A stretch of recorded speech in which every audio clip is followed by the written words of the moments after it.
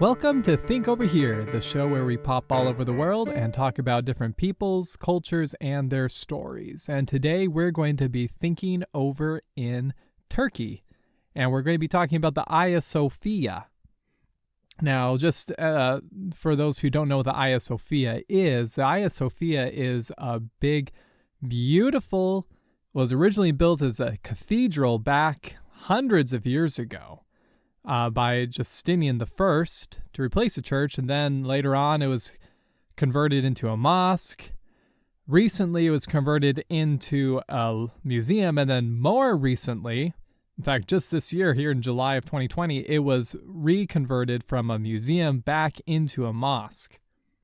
And so this building has undergone a lot of history, and a lot of people are fascinated by it because it just sits in between these worlds, the Western Europe and Eastern Asia. It sits between Christianity and Islam, and literally baked into the walls through the art, you can find relics of both Christianity and Islam.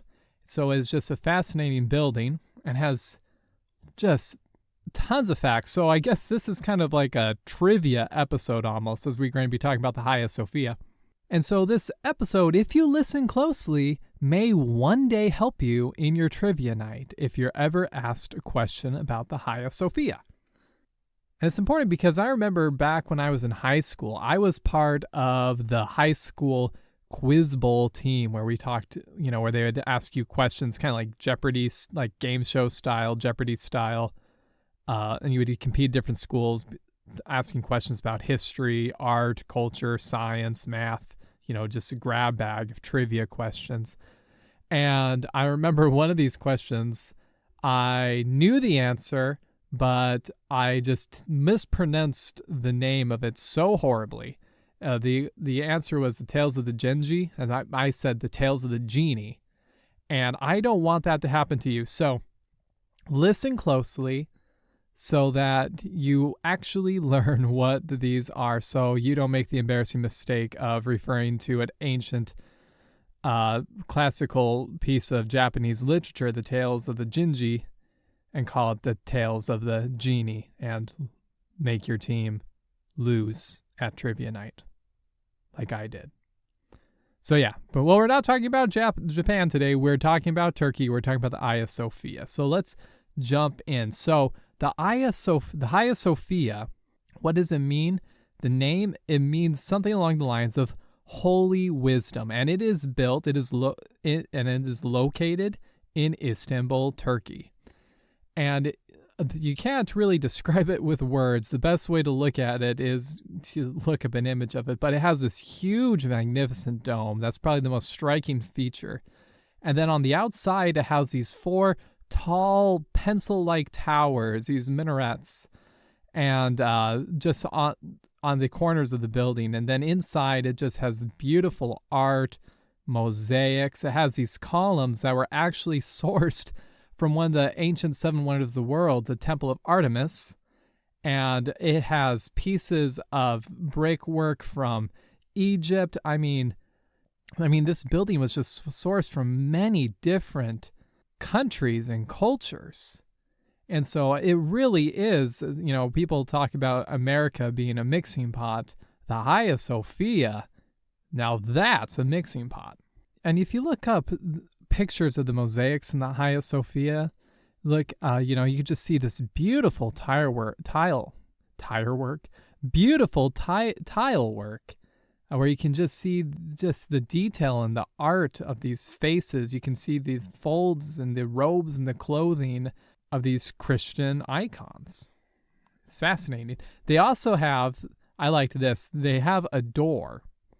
And the wood of this door is supposedly made from the wood of Noah's Ark. It's called the Emperor's Door. So, and if you remember last time, we talked about that coffin that was hanging above one of the doors. It has a lot of different stories associated with it, but we talked about how there was a snake that was able to get in. But you got to go back and listen to the other episode if you want to learn more about that. Now, the Hagia Sophia, it was originally built in 537 AD, so the 6th century. And at the time, it was the largest building that had ever been built. It was originally built by Justinian I as a cathedral. And Justinian I built it because the original cathedral that was located where it was burned down in a fire during the Nika Riots. And as part of settling down the Nika Riots, Justinian promised to rebuild the cathedral, and he just went over the top with it and created the Hagia Sophia. And we gotta jump into the Nika Riots here, because when I was reading about this, I was just absolutely amazed.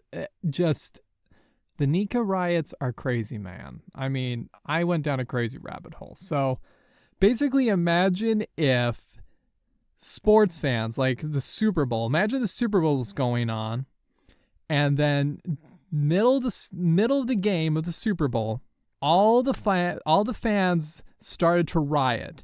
They gush out of the stadium and start burning everything in sight. Just these crazy sports fans. And then what's more, they're not just burning everything in sight, then they nearly overthrow the government. That's basically what happened to the Nika Riots. Okay, so let's talk about these Nika Riots. So it all started in January of 532 AD. Now, again, this is the 6th century. To put that in perspective, this is just a few years before toilet paper would be invented in China. So we are pre-toilet paper here. Dark times. And at this time, Istanbul was not yet built. In its place was Constantinople. So we are talking about Constantinople, Turkey. And what happened was, and in Constantinople, there was a huge hippodrome where they would have these gigantic horse and chariot races. And we're talking about a big stadium here. We're talking about, it could hold 100,000 people. So that's the hippodrome. And in Constantinople, there were these major sports fans, the demes. But these demes, they weren't just sports fans. They were also these political powers. I mean, you can imagine kind of like Republicans versus Democrats here. So they would cheer on their favorite teams, but they would also cheer on their favorite political agendas. And they were classified by these colors. So there's the blue demes who would cheer on the blue team and promote blue politics. And there were the green demes who would promote the green team and green politics. But at the head of all this, there's the emperor, Justinian I. He is the emperor. And the demes, they're always trying to, promote their different political agendas, trying to throw Justinian I under the bus. And the reason that Justinian I can continue to control the empire is because the demes are fighting amongst themselves. So here we have this kind of delicate political balance between the blue deme, between the green deme, and Justinian I. And so one day, the green demes and the blue demes begin fighting amongst themselves. And the fight gets big enough that 7 of the leaders of both the green and the blue demes were sentenced to be hanged at the gallows. And so they're all prepared, they're all about to be hanged at the gallows, lined up, ready to go, and then snap, the gallows break, and the demes, seeing their chance, they book it. They're gone. They disappear. They run into a church crying sanctuary so that they're not going to be arrested again. Meanwhile, all the people, all these different factions of people, they see that as possibly a sign from God that the leaders, they were spared from their hanging. And so the people, they're crying out to let the demes free, let them go. Meanwhile, the demes, they're locked up in the church building because they can't leave, because if they leave, the guards will arrest them and execute them immediately. So that's their thing stands. And then another race comes up at the hippodrome. And so everybody gathers into the hippodrome. Everybody's excited to watch the horse race. And during one of the lulls of the horse race, it wasn't uncommon for Justinian to be up in his box watching the race, and then the people in the crowd, they could call out to Justinian. It was kind of like ancient day Twitter, I guess, where the people could make contact with Justinian during these lulls in the race. And so it wasn't uncommon for people to be yelling at Justinian during the lulls, but this time it was a little bit different because the people began to yell at Justinian to free the leaders of the demes, to let the blue demes and the green demes go. Because obviously they did nothing wrong. Obviously God spared them because the gallows broke. And then soon enough, the people began shouting, Nika, Nika, Nika. And again, this wasn't an uncommon phrase that would be heard in the Hippodrome because it meant something like victory, go, conquer. It was how they would rally their team. But this time, they weren't rallying behind their favorite sports team. No, they were rallying to overthrow Justinian to free these demes.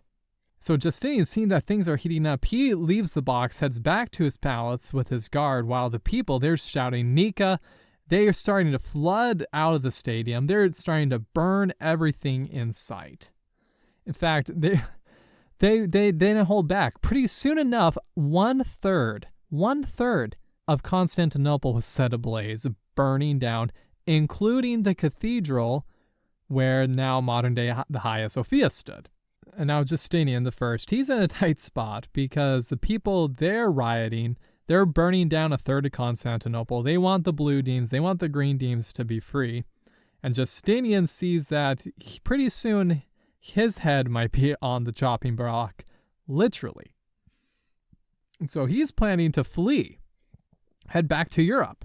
And this is where his wife, the Queen Theodora, who herself was a pretty tough cookie because Theodora, Justinian I's wife, she was the daughter of a bear trainer, like in the circus, and then she had survived years of being an actress until Justinian fell in love with her, and then she became the empress.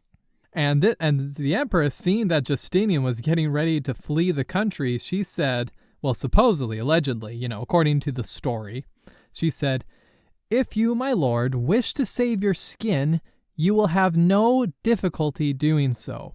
We are rich. There is the sea. There too are our ships.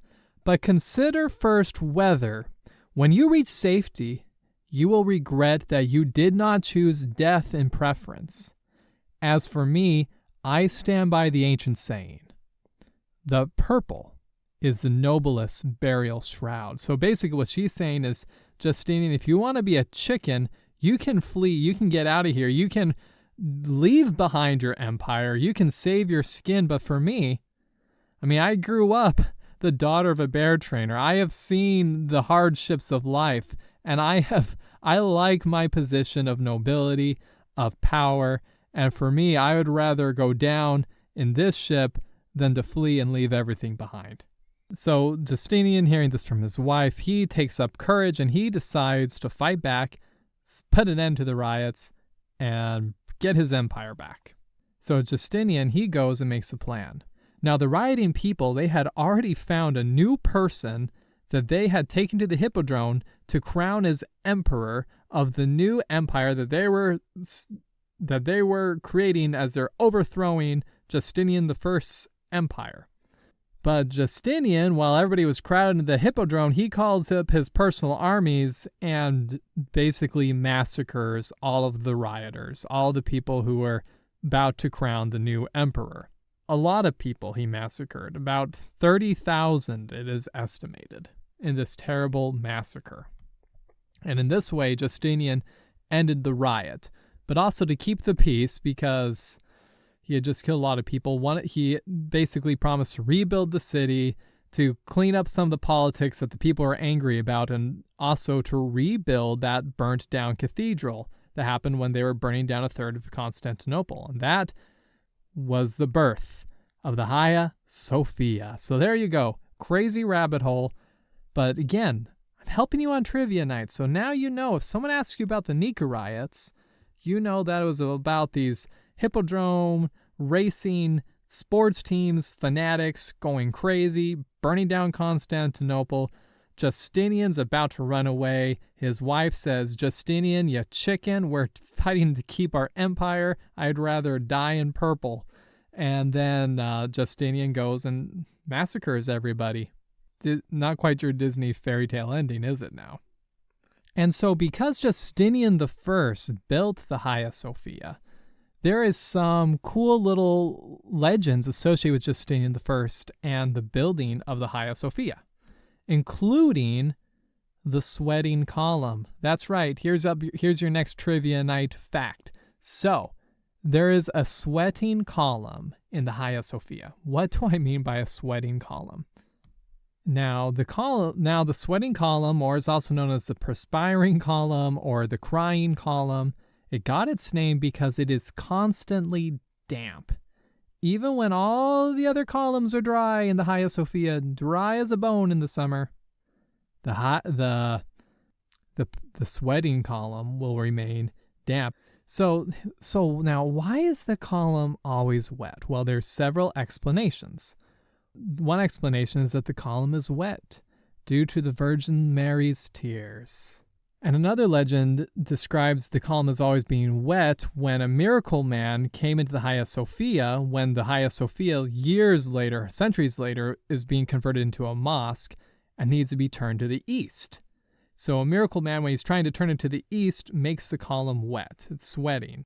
And so there's another story explaining why it's always wet. And you can fill in the blank here why the column is always wet. But it's not just wet. The column also has miraculous powers. One story says that the Emperor Justinian I one day had a terrible headache after it was built, and he rested his head on the column. And as soon as he rested his head on that wet column, his headache went away. So people come, and they come to be healed of their ailments from this wet column. And other people believe that the column will grant you wishes. There's a little notch in the column, and if you stick your thumb in there and rotate your thumb and it comes out wet, that means that whatever you just wished, your wish will come true. So if it's not your birthday, so you don't have your birthday cake, you can't blow out birthday candles, it's not going to be, and your birthday's not anytime soon, you can head on over to Istanbul, go to the Hagia Sophia, and make your wishes come true there. And now the sweating column has supposedly done an even more miraculous thing. There is an account that a man who had constantly sweating hands, his hands were always sweaty, clammy hands when he shook his hands. When he touched the column, his hands no longer were continually sweating. So there you go. If you have a sweating problem, perhaps the answer lies in Turkey. So now that's kind of some of the fun folklore behind the Hagia Sophia. But let's talk a little bit about that mixing pot, where it's lying right there in Turkey, right at the border of Europe and Asia, right at this confluence of Christianity and Islam. So if you remember, the Hagia Sophia was originally built as a cathedral, but then in 1453, it was converted from a cathedral into a mosque with the reign of the Ottoman Empire. And so let's talk about, this confluence between Europe, Asia, Christianity, Islam. I think one of the things that shows this kind of mixing and this difference in ideas and cultures is the art in the Hagia Sophia, because it was originally built as a cathedral, a Christian cathedral, so it had these beautiful tile mosaics depicting scenes from the Bible. But then while it was still a cathedral, there was this period of time about right there, like in the 8th and 9th centuries, when there was this movement called Iconoclasm, where essentially the idea was that the art was getting so good, this Christian art, that people were concerned that people would begin to worship the art, that the depictions of Christ were so lifelike, so beautiful, so striking, that the art no longer just symbolized Christ, rather it almost was Christ. And they were concerned that people would get this mixed up. And they didn't want that. They wanted people to worship Christ, not Christ picture Christ. So they got rid of all of these images and leaving only crosses as the only acceptable icon allowed in churches. And so during this time, many of the mosaics and paintings from the Hagia Sophia were destroyed or plastered over or taken away. Now after Iconoclasm came back, a lot of the art was restored, a lot of art was brought back, but then again, when the Hagia Sophia was converted into a mosque in the 15th century, the Islamic worshippers didn't want these Christian images, and so they plastered over them. And I think one of my favorite examples are these Seraphims. So in the central dome of the Hagia Sophia, there's these 4 seraphim. Now, what are seraphim? So seraphim in the Bible are these angels that have 6 wings. They're the highest form of an angel. 6 wings. So imagine that. So 6 wings, and 2 of their wings cover their feet, 2 of their wings cover their faces, and they use the final 2 wings to fly. So there are these seraphims that are depicted around the dome of the Hagia Sophia.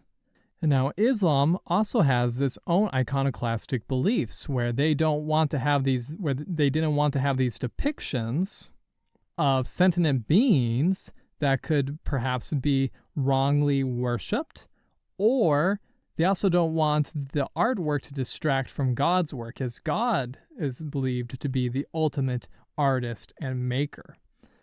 And so there are these iconoclastic ideas. And so when it was converted into a mosque, the faces of the seraphim were plastered over and painted over with giant stars. And so the seraphim art, the faces weren't revealed until after the mosque was converted into a museum centuries later. And so if you look up, you can see the faces of these seraphim, and they're really finely detailed and pretty, but it's kind of funny. The faces do look a little bit grumpy. I like to imagine that the seraphim are grumpy, that they had plaster in their face for literally centuries. But I digress. And so in 1935, the mosque was converted into a museum.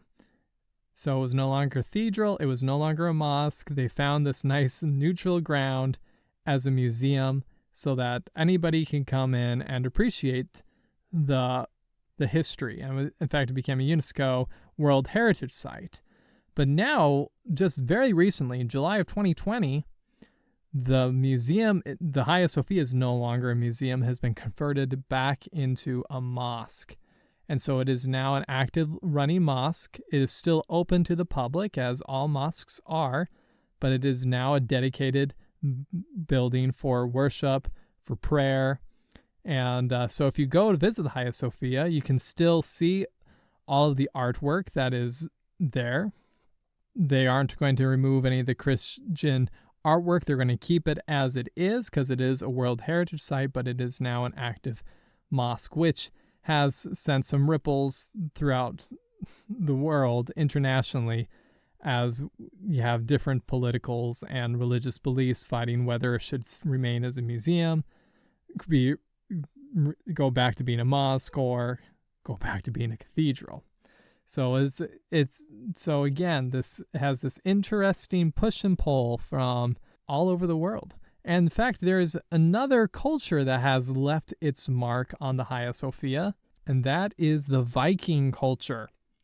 You see, because if you go up to the upper railings of the Hagia Sophia, you can find several sets of Viking runes that were scratched into the marble.